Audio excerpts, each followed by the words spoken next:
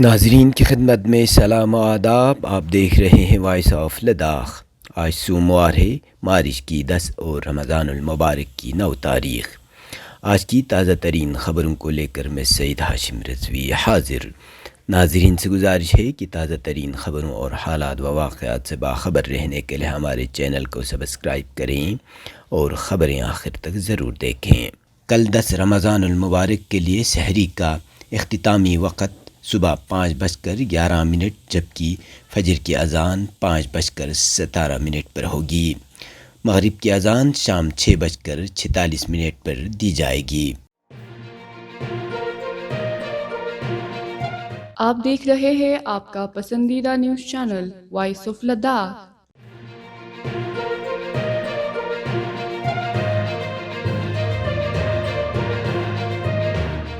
ضلع کرگل میں آوارہ کتوں کی تعداد خطرناک حد تک بڑھ چکی ہے. یہ کتے نہ صرف راہگیروں پر حملہ آور ہو رہے ہیں بلکہ مویشیوں کو بھی نشانہ بنا رہے ہیں، جس کے باعث عوام میں شدید خوف و ہراس پایا جاتا ہے.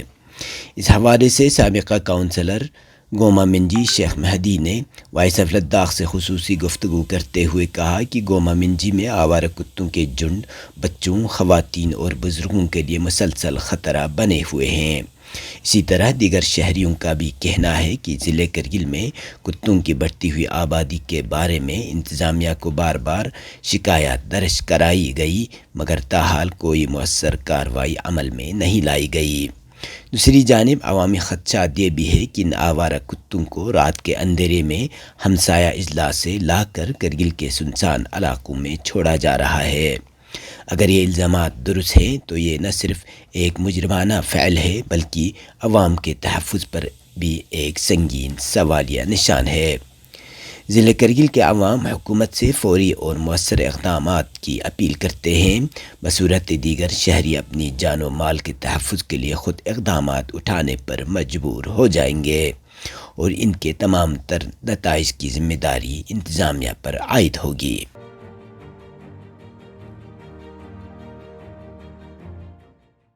کرگل ضلع میں آج 10+2 کنٹریکچول لیکچررز کے امتحانات کامیابی کے ساتھ منعقد ہوئے.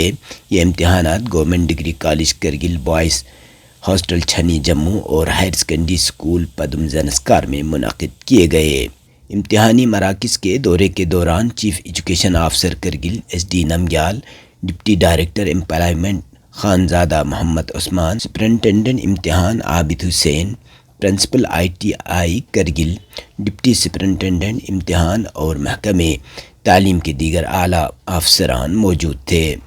سی او کرگل ایس ڈی نمگیال نے کہا کہ محکمہ تعلیم کرگل خطے میں تعلیمی معیار کو بہتر بنانے کے لیے پرعزم ہے. انہوں نے اس بات پر زور دیا کہ تعلیم کے معیار پر کسی بھی صورت سمجھوتہ نہیں کیا جائے گا. امتحانات کے انعقاد کو مزید مؤثر بنانے کے لیے ضلع انتظامیہ نے کرگل، جموں اور زنسکار میں 3 امتحانی مراکز قائم کیے جسے امیدواروں کی جانب سے بے حد سراہا گیا. کئی امیدواروں نے ان مراکز کے قیام اور سہولیات پر اطمینان کا اظہار کیا. اس امتحان کے لیے 492 امیدواروں نے درخواستیں جمع کرائی تھیں جن میں سے 386 نے امتحان میں شرکت کی.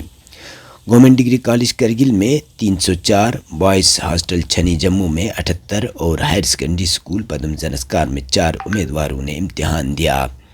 سی او کرگل نے امتحانات کے پرامن انعقاد میں تعاون کرنے والے تمام متعلقہ افسران کا شکریہ ادا کیا.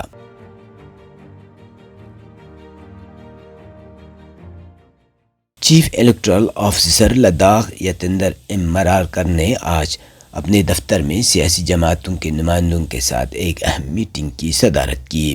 اجلاس کے دوران سی او نے انتخابی فرستوں، B L Os, booth level افسر کے ساتھ رابطے اور الیکٹورل رجسٹریشن افسر اور دیگر انتخابی معاملات پر تبادلہ خیال کیا.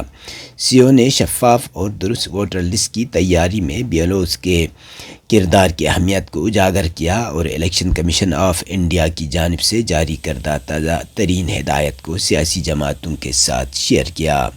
انہوں نے سیاسی جماعتوں پر زور دیا کہ وہ اپنے بی ایل اوز کو متحرک کریں اور ان کے ساتھ مستقل میٹنگز کریں اور انہیں انتخابی عمل میں درکار ذمہ داریوں کے حوالے سے مکمل آگاہی فراہم کریں.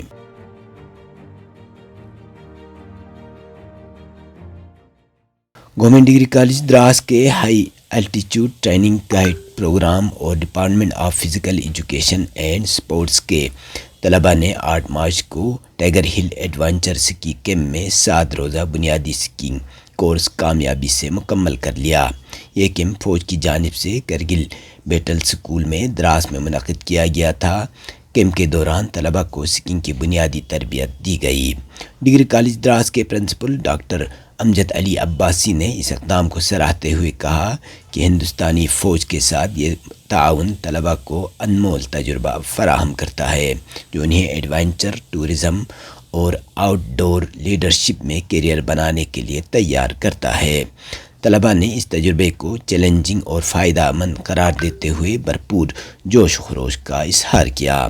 پرنسپل موصوف نے کہا کہ ایسے اقدامات سے کالج کے طلباء کو ضروری ایڈونچر مہارتوں سے آراستہ کیا جاتا ہے جس سے انہیں ٹریکنگ، اسکینگ اور ایڈونچر ٹورزم میں کیریئر بنانے کے مواقع ملتے ہیں۔ اس موقع پر جن دیگر لوگوں نے اپنے خیالات کا اظہار کیا، ان میں کورس کے coordinator Shujaat Ali Mir, guide instructor Sohail Ahmad Bhat اور کالج کے director physical education and sports Mohammad Yasin قابل ذکر ہیں۔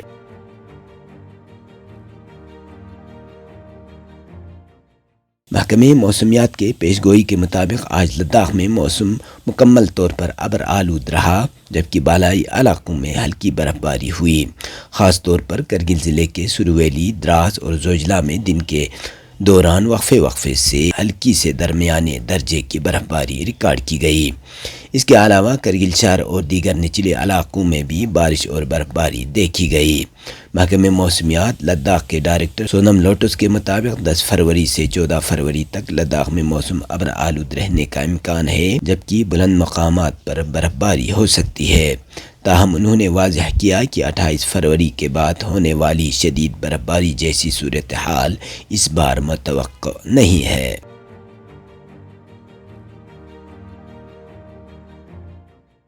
گزشتہ 24 گھنٹوں کے دوران کرگل شہر میں درجہ حرارت کم سے کم -5.5 سینٹی گریڈ درج کیا گیا۔ لیہ میں درجہ حرارت -5.7 ڈگری سینٹی گریڈ، زنسکار میں درجہ حرارت -16.8 ڈگری سینٹی گریڈ اور دراس میں درجہ حرارت -6.3 ڈگری سینٹی گریڈ درج کیا گیا۔ اب پیش ہے قومی اور بین الاقوامی خبریں۔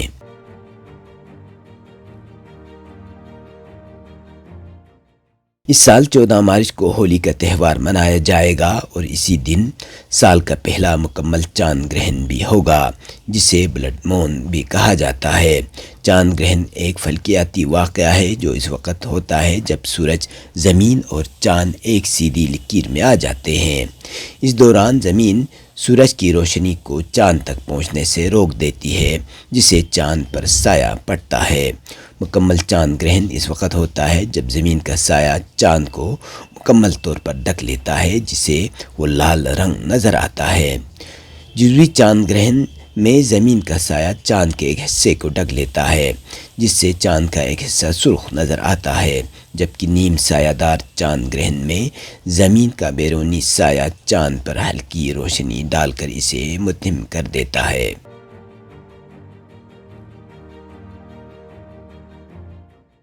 غاصب اسرائیل نے غزہ کو بجلی کی سپلائی منقطع کر دی ہے۔ غزہ کے حکام نے اتوار کو بتایا کہ اس سے بنجر علاقے کے ایک حصے کے لیے پینے کا پانی صاف کرنے والا پلانٹ متاثر ہوا ہے۔ حماس نے اسے اسرائیل کی بھوک کی پالیسی کا حصہ قرار دیا ہے۔ اسرائیل نے گزشتہ ہفتے 20 لاکھ سے زائد فلسطینیوں کی سرزمین پر رسد کی سپلائی معطل کر دی تھی جو جنگ کے ابتدائی دنوں میں اس کے محاصرے کی بازگشت ہے۔ اسرائیل مزاحمتی تنظیم پر دباؤ ڈال رہا ہے کہ وہ اپنی جنگ بندی کے پہلے مرحلے میں توسیع کو قبول کرے۔ یہ مرحلہ گزشتہ ہفتے کے آخر میں ختم ہوا تھا۔ اسرائیل چاہتا ہے کہ حماس باقی ماندہ یرغمالیوں میں سے آدھے کو رہا کر دے۔ حماس اس کے بجائے جنگ بندی کے زیادہ مشکل دوسرے مرحلے پر بات چیت شروع کرنا چاہتا ہے جس میں غزہ سے بقیہ یرغمالیوں کی رہائی، اسرائیلی افواج کا انخلاء اور دیرپا امن شامل ہوگا۔ خیال کیا جاتا ہے کہ حماس کے پاس 24 زندہ یرغمالی ہیں اور 35 دیگر کی لاشیں ہیں۔ مزاحمتی تنظیم نے خبردار کیا ہے کہ بجلی کی سپلائی بند کرنے کا اثر یرغمالیوں پر پڑے گا۔ حماس نے اتوار کو کہا کہ اس نے مصری ثالثیوں کے ساتھ جنگ بندی کے مذاکرات کا تازہ ترین دور اپنی پوزیشن میں تبدیلی کے بغیر سمٹ لیا ہے۔ یہ تھے اب تک کی خبریں، اسی کے ساتھ مجھے اور میرے ساتھیوں کو دیجیے اجازت۔ اللہ حافظ۔